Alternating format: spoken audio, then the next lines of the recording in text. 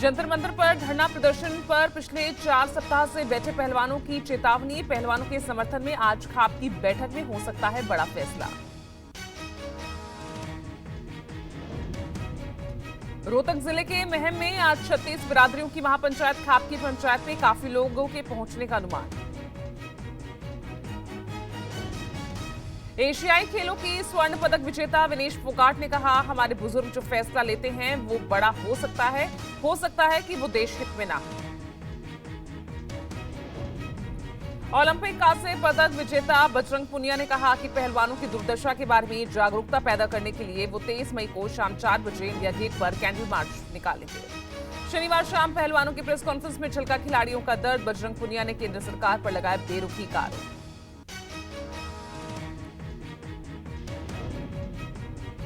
कर्नाटक में सिद्धारमैया ने ली सीएम पद की शपथ। सिद्धारमैया बने कर्नाटक के 30वें मुख्यमंत्री। डीके शिव कुमार ने ली उप मुख्यमंत्री पद की शपथ। सिद्धारमैया और डीके शिव कुमार के साथ 8 विधायकों ने भी शपथ ली। सिद्धारमैया की टीम में G Parameshwara, KH Muniyappa, KJ George, MB Patil, Satish Jarkiholi, Priyank खड़गे, रामलिंगा रेड्डी और जमीर अहमद खान शामिल। कर्नाटक शपथ ग्रहण समारोह में दिखी विपक्षी एकता। मंच पर नजर आई नीतीश, तेजस्वी, शरद पवार, फारूक अब्दुल्ला, महबूबा मुफ्ती, कमल हासन समेत कई हस्तियां। शपथ ग्रहण समारोह में ममता बनर्जी ने अपने अधिकारी को भेजा, जबकि सपा अध्यक्ष अखिलेश यादव और ओडिशा के सीएम नवीन पटनायक शपथ में नहीं पहुंचे। मुख्यमंत्री पद की शपथ लेने के बाद मुख्यमंत्री सिद्धारमैया ने की पहली कैबिनेट मीटिंग। इस मीटिंग में कांग्रेस की 5 गारंटीज को सैद्धांतिक तौर पर मिली मंजूरी।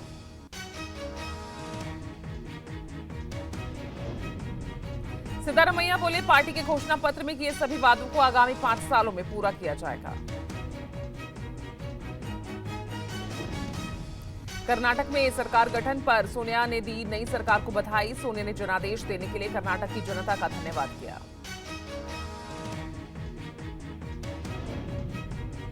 सोनिया ने कहा कि कर्नाटक की जनता को दी गई 5 गारंटीज की पूरी की जाएंगी और साथ ही उन्होंने कहा कि बंटवारे और भ्रष्टाचार के खिलाफ है ये जनादेश। I would like to reassure the people of Karnataka that the Congress government, which has been sworn in today, will stand by its commitment to implement the promises made to them. I am proud that the first cabinet meeting has already approved the immediate implementation of our 5 guarantees. शपथ ग्रहण के दौरान राहुल गांधी ने मंच से कर्नाटक की जनता को संबोधित किया। कहा, कर्नाटक की जनता ने नफरत को हरा दिया। नफरत की बाजार में कर्नाटक ने मोहब्बत की दुकान खोली। राहुल ने कहा, कांग्रेस ने जो 5 वादे किए हैं, 1-2 घंटे में कर्नाटक सरकार की पहली कैबिनेट मीटिंग होगी और इस बैठक में 5 वादे कानून बन जाएंगे। 5 वायदे किए थे। मैंने आपसे कहा था कि हम झूठे वायदे नहीं करते हैं। 1-2 घंटे में कर्नाटक की नई सरकार की पहली कैबिनेट मीटिंग होगी। कैबिनेट मीटिंग में ये 5 हमारे जो वायदे हैं ये कानून बन जाएंगे। प्रधानमंत्री मोदी का जापान में आज तीसरा दिन। आज तड़के हिरोशिमा मेमोरियल पहुंचे पीएम मोदी। मेमोरियल पर श्रद्धांजलि दी। उसके बाद G7 समिट के वेन्यू पर जाएंगे।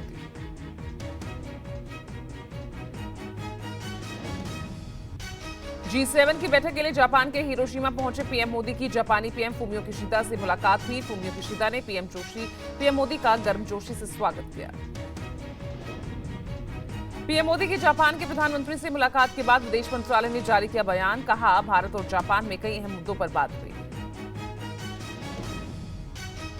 विदेश मंत्रालय के मुताबिक G20 अध्यक्ष भारत और G7 अध्यक्ष जापान ने साथ में मिलकर शक्ति और विशेषताओं को एक दूसरे की बेहतरी के लिए इस्तेमाल करने पर सहमति जताई।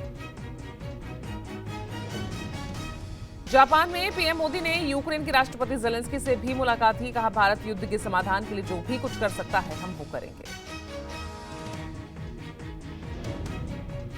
यूक्रेन युद्ध दुनिया के लिए एक बड़ा मसला है और मैं इसे सिर्फ एक मुद्दा नहीं मानता, बल्कि मेरे लिए ये अर्थव्यवस्था और मानवता का मुद्दा है। हिरोशिमा में प्रधानमंत्री मोदी और अमेरिकी राष्ट्रपति बाइडेन की मुलाकात हुई। बैठक में दोनों नेताओं ने गले मिलकर एक दूसरे का स्वागत किया। बाइडेन खुद चलकर पीएम मोदी के पास आए। गले मिलने के बाद उन दोनों ने एक दूसरे का हाथ थामे हुए कुछ बातचीत की। G7 बैठक के बाद पीएम मोदी क्वाड देशों की बैठक में शामिल हुए। भारत, जापान, अमेरिका और ऑस्ट्रेलिया के राष्ट्राध्यक्षों के साथ चर्चा की।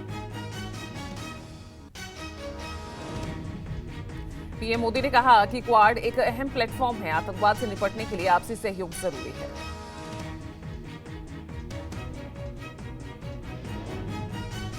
प्रधानमंत्री नरेंद्र मोदी ने हिरोशिमा में कोरिया गणराज्य के राष्ट्रपति यून सुक येओल के साथ द्विपक्षीय बैठक की। कई अहम मुद्दों पर की बैठक। हिरोशिमा में वियतनाम के पीएम फाम मिन से मिले प्रधानमंत्री नरेंद्र मोदी। वियतनाम पीएम के साथ द्विपक्षीय बैठक हुई। प्रधानमंत्री नरेंद्र मोदी ने जापान के हिरोशिमा में प्रसिद्ध जापानी लेखक, हिंदी पंजाबी भाषाविद, पद्मश्री डॉक्टर तोमियो मिज़ुकामी से भी मुलाकात की।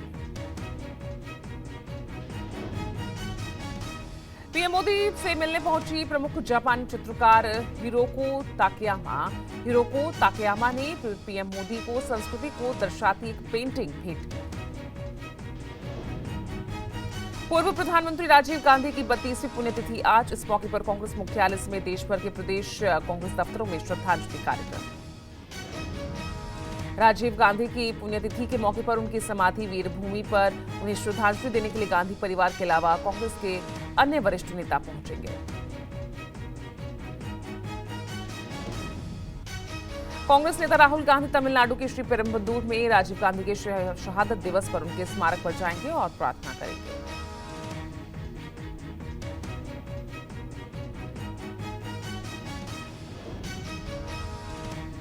दिल्ली में प्रशासनिक ट्रांसफर पोस्टिंग को लेकर केंद्र सरकार के नए अध्यादेश के खिलाफ दिल्ली में आम आदमी पार्टी ने की प्रेस कॉन्फ्रेंस। सीएम केजरीवाल ने साधा केंद्र सरकार पर निशाना। केंद्र के अध्यादेश पर केजरीवाल ने निशाना साधते हुए कहा कि कोर्ट के आदेश को केंद्र ने पलट दिया। अध्यादेश लाना जनतंत्र के खिलाफ बंधा मजाक है। केजरीवाल ने कहा यह अध्यादेश सुप्रीम कोर्ट के आदेश की अवहेलना है। अध्यादेश कोर्ट में 5 मिनट भी नहीं टिकेगा। केंद्र सरकार की काम करने की नीयत है। जिस दिन आदेश आया था उसके अगले दिन इन लोगों ने सोच लिया था कि ऑर्डिनेंस लाके इस आदेश को पलटना है। ये अंदर दिल के अंदर जानते हैं कि ये अध्यादेश पूरी तरह से गैर कानूनी, गैर संवैधानिक और जनतंत्र के खिलाफ है।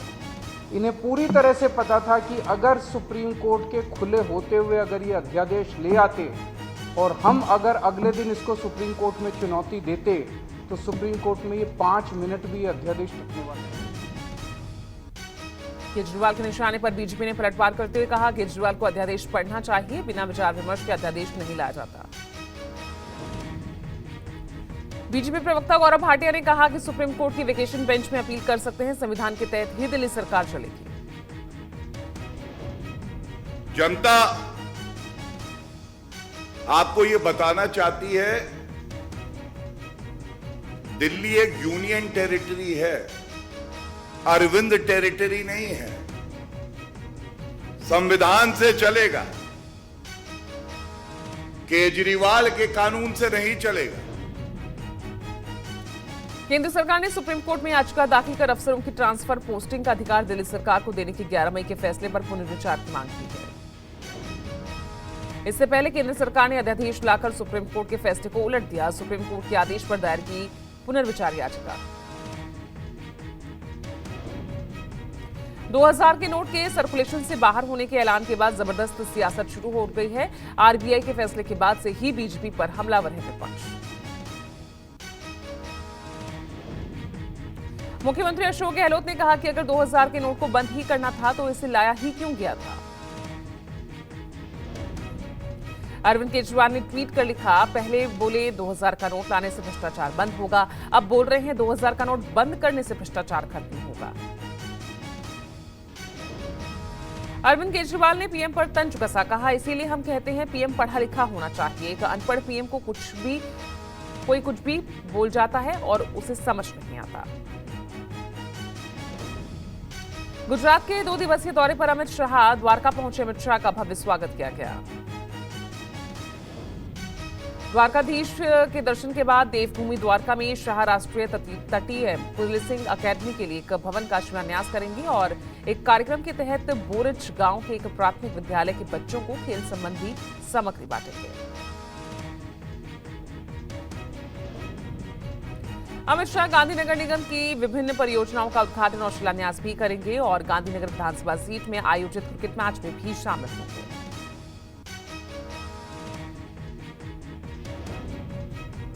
भारतीय वायुसेना ने लड़ाकू विमान MiG-21 के पूरे बेड़े पर रोक लगाई। लगातार हो रहे हादसों के बाद लिया गया ये बड़ा फैसला।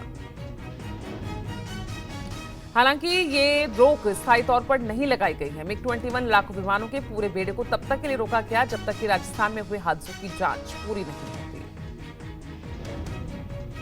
हाल ही में राजस्थान में MiG-21 एयरक्राफ्ट क्रैश हो गया था और इस हादसे में 3 लोगों की जान गई थी। Chinar corps commander lieutenant general Amardeep Singh Aujla को भारतीय सेना का नया मास्टर जनरल सस्टेनेंस यानी NGS नियुक्त किया गया। शुक्रवार रात सेक्टर हेडक्वार्टर अमृतसर के अधीन 22 बटालियन और 144 बटालियन ने पाकिस्तान के 2 ड्रोन मार गिराए। सीमा चौकी रतन खुर्द के अंतर्गत एक ड्रोन को गिराया गया जिसमें से करीब 2.5 किलो हेरोइन भी बरामद हुई। जम्मू कश्मीर के डोडा में SIU की टीम गंडोह में कई जगह रेड की। पाकिस्तान में बैठकर ऑपरेट कर रहे 5 आतंकियों के घरों में रेड की गई। ईडी ने TMC MP अभिषेक बैनर्जी के करीबी सुजय कृष्ण भद्र के बेहाला में फ्लैट, दफ्तर समेत कई जगहों पर रेड की। अमित शाह ने गुजरात के द्वारका में तटीय पुलिसिंग राष्ट्रीय अकेडमी के परिसर का शिलान्यास किया। शिलान्यास के दौरान शाह ने कहा कि बॉर्डर पर BSF तैनात है और इसीलिए मैं दिल्ली से चैन की नींद यहां सो पाता। एनसीबी के पूर्व जोनल डायरेक्टर समीर वानखेड़े की सीबीआई के सामने पेशी। 25 करोड़ की रिश्वत मांगने के आरोप में घिरे वानखेड़े से सीबीआई ने की 5 घंटे तक पूछताछ।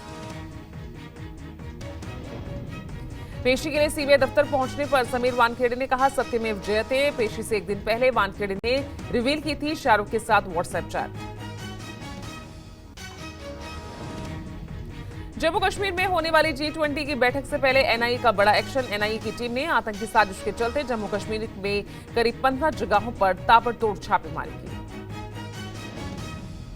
NIA की छापेमारी अनंतनाग, अवंतीपोरा, श्रीनगर, पुलवामा में भी की गई। ये छापेमारी टेरर फंडिंग और आतंकी साजिश से जुड़े मामलों के सिलसिले में की गई। खुफिया एजेंसियों की ओर से खबर है कि बैन हो चुके आतंकी संगठन किसी बड़े हमले की तैयारी कर रहे हैं। खुफिया रिपोर्ट के बाद कुछ लोगों को हिरासत में लिया गया।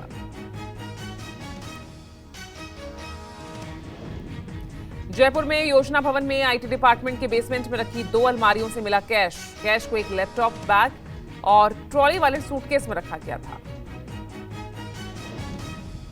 कैश की गिनती में पुलिस हैरान रह गई। 2 करोड़ 31 लाख के अलावा 1 करोड़ 1 किलो गोल्ड बिस्किट और 500 2000 के नोट मिले। कैश की जांच के लिए विशेष टीम गठित की गई है और यह पता किया जा रहा है कि अलमारी किस डिपार्टमेंट की थी और कैश किसका है।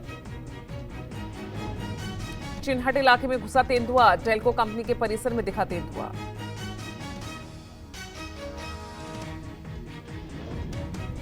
सीसीटीवी फुटेज सामने आने के बाद तेंदुए के रेस्क्यू में जुटी वन विभाग की टीम। तेंदुआ दिखने से इलाके में लोगों में दहशत।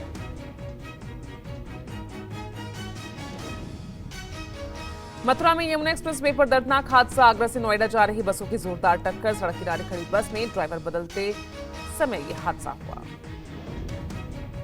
यमुना एक्सप्रेस वे पर हुए हादसे में एक यात्री की मौत हुई। 16 से ज्यादा लोग गंभीर रूप से घायल। लखनऊ के रहीमाबाद इलाके में भीषण सड़क हादसा। ट्रक में घुसी बेकाबू कार। दर्दनाक हादसे में 4 लोगों की मौत। चंडीगढ़ में दर्दनाक सड़क हादसा। धनास इलाके में तेज रफ्तार कार ने मारी बाइक को टक्कर। 4 लोग जख्मी। लखनऊ के रहीमाबाद इलाके में भीषण सड़क हादसा, ट्रक में घुसी बेकाबू कार, 4 की मौत, 2 जख्मी। चंडीगढ़ में भी दर्दनाक हादसा हुआ, धनास इलाके में तेज रफ्तार कार ने बाइक को टक्कर मारी, 4 लोग जख्मी।